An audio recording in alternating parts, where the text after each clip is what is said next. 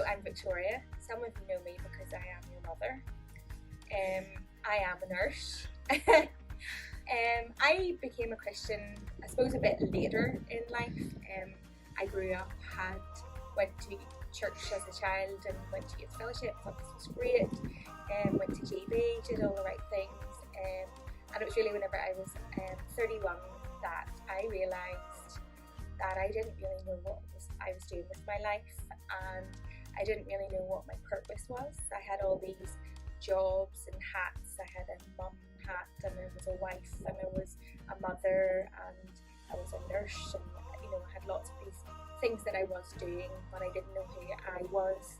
And it was really, I'd been quite into fitness and tried to lose weight and feel better about myself. And I was listening to a lady called Estelle Wallace, and she was talking about God's purpose and how God had plans for us. And I suppose I really felt like I wanted to know what the plans were for my life, and I wanted to know who I was supposed to be and what I was supposed to be doing. And I think after this I really thought more about it, and I thought about being a Christian. I had a really good Christian friend, and I thought she just had it all together. And then whenever she'd said about how much she was struggling being a Christian, and I was like, she's got God, like how can she be struggling? And I suppose that got me thinking about what it meant to be a Christian, what it meant to believe in God. And my job as a nurse has been rather challenging, and I've dealt with a lot of children who have died, and I just knew God had it, and they went to heaven. But I think it really became reality for me, and something I needed to bring into my life every day. So that was about 4 years ago. My life looks entirely different now, which has been really difficult, but it has been lovely too, and knowing that God is for me and loves me. So yes, my name's Kirsty, in case you don't know who I am. Kirsty Campbell, and I am 31, and I live here in Larne for about the past 8 years. I got married to a Larne boy. And I work at RNIB. It's a charity, the longest title ever, the Royal National Institute of Blind People. I work in the communications department there, and it's basically I would interview people about their stories, what it's like living with sight loss, or if they're blind or partially sighted. People of all ages, from say kids to like 90, 92-year-olds. It's always really interesting, always learning. And then we would send them the newspaper or online or on social media, just to try and let people know what that's like, and maybe how the world could be improved, or make things a bit easier for people who are blind or partially sighted in this sort of time. But for the past 8 months I've been on maternity leave. I had a little girl, and she's called Elodie, and I have a husband, Philip. That's that Lord boy. And how I became a Christian, let's move on to that. How I became a Christian. So I grew up, my mum has been a Christian, and grew up in church, really. I remember I had this wee white Bible and writing in it when I was like 7. Becoming a Christian, I remember the night just in my bed, just asking Jesus just to forgive me and come into my life. And in the meantime, my brother was like trying to get me out to play with like his cars on the landing. We're meant to be in bed, but we always escaped out and had an extra wee place. And I did that, but obviously you don't really understand at that sort of age. It was really more than in my teens, maybe when I was 15, 16. But all started to make a bit more sense, really. I've been asking a lot of questions, really. You start asking about the big things, really start questioning why am I here, why do I believe what I believe. So I went researching, really. A website I would still go on quite a lot, be answersgenesis.com.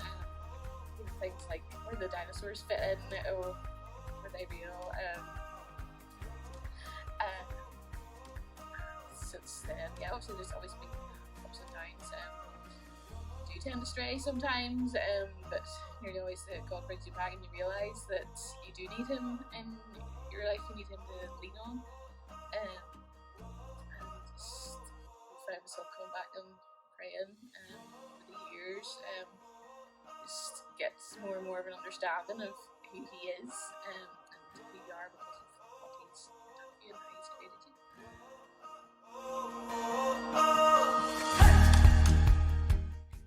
What I have missed most over lockdown is meeting face to face with people.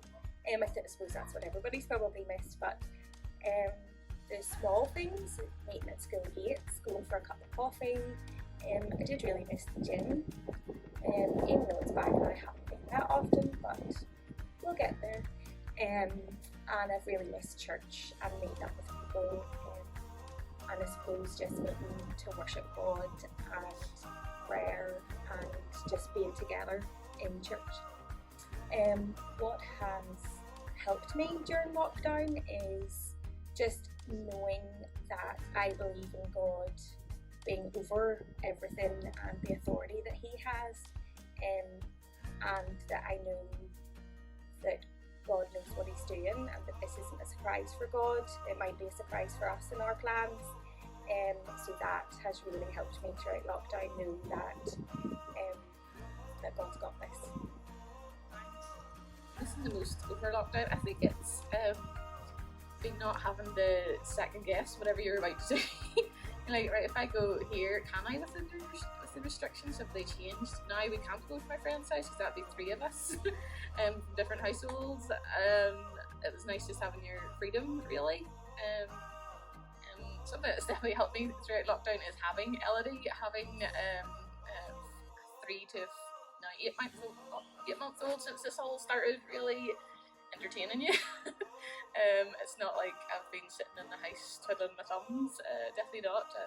Changing a lot of nappies and getting a lot of snuggles now that she's getting a bit older, which is lovely. That's what I've been doing, really, looking after a child. Yeah. So as a teenager, I did go to youth fellowship, and I taught in Sunday school, and I was a GB leader for a long time. And I think the key piece of advice that I wish I had known then was that God, in those stories, that I can tell you all the stories, but they meant nothing to me personally, and that God in those stories of the Bible meant, oh yes, God's great, He's good, He did this for these people thousands of years ago, but actually that God never changes, and He is doing things like that right here, right now in people's lives, and He did it for me, and that I would love for young people to know that is the same God that can take people through really difficult things, but that He's doing it for you as well. But just I suppose now that God loves you so much, and it's not, it doesn't matter who you are, what you do, He just loves you so much, and He loves you to have a relationship with Him, not just be this good person. And we all make mistakes in our lives, and things happen in life that, it's not going to be perfect, and I think we would like that to be perfect. I'd certainly like my life to look perfect, but that if God's in it, then it is perfect, and that relationship with Him can the love from that can just cover all things. Just enjoy your life, like just listen to youth, listen to your leaders, listen to God, and really try and press into that. But just that there is a real relationship, and take you through it. I'm thinking a wee bit about this one, and hopefully I can make sense. In terms of what I wish maybe I knew whenever I was a teenager, it was really about life isn't really about finding out who you are necessarily, or what your identity is, but just finding out more and more about God, who He is, really who He is. Jesus, just really ask that question. If you've grown up in church or never been around church, just maybe just don't take things the way you've always thought of them, but really explore, really pray and ask and reveal himself to you. I've asked that on multiple occasions, like, can you, even, sounds weird, but can you make yourself seem real to me? Because sometimes it can be like a real abstract concept, God, but I have found over the years like it has become so real, and you start noticing even the tiniest things. Whenever you're out and about, I was talking about running, daffodils, and how the smallest little creations like are just so complex. I was like, how could that have all happened by accident? But also just realising just how much he loves us, really. So losing my dad whenever I was 5, it's helped me really understand what it means to have God as father.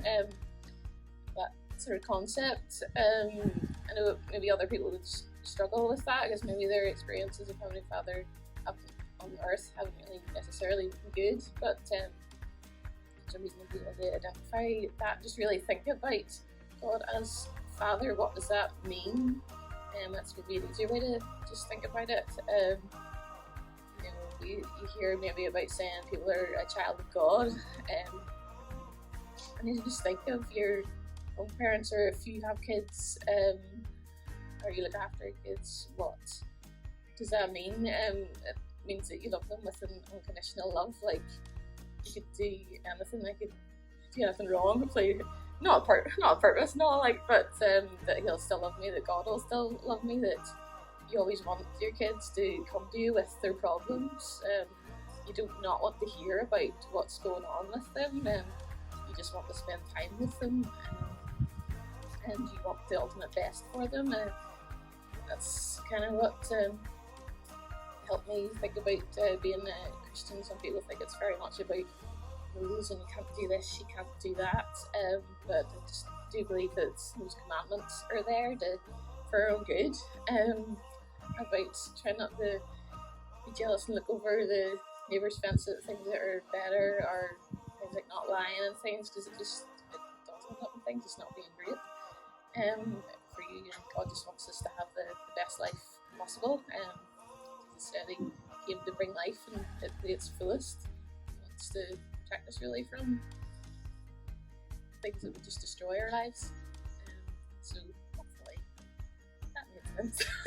And I just hope that you are able to come to know really what God is like, who he is, what he wants to do in your life. Anything else I want to add? I would love to see videos from any of you, because we hear all the time just how fun youth is, and just hopefully we get to actually meet you sometime. It just all sounds very fun, and you sound like a great bunch.